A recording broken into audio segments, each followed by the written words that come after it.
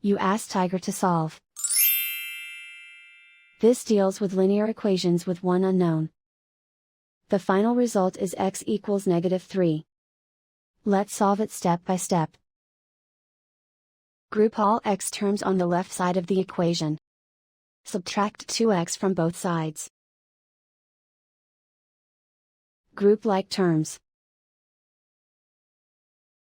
Simplify the arithmetic. Group like terms. Simplify the arithmetic.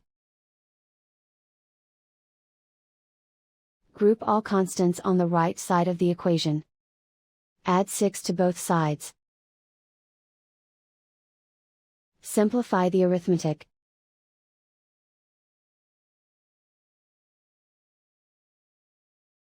And so the final result is x equals -3.